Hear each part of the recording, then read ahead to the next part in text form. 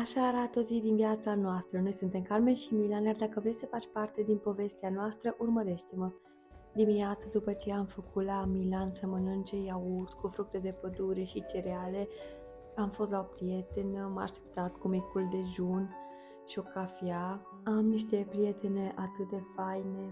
Când m-am întors acasă, l-am pus pe Milan la somn. Eu am mai făcut curățenie prin casă, apoi am ieșit cu el în parc, am fost și până la magazin.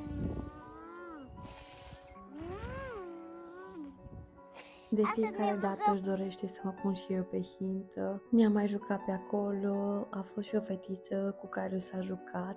Rar când găsim copii în parc sau copii cu care el se poate socializa. Apoi am plecat încet spre casă.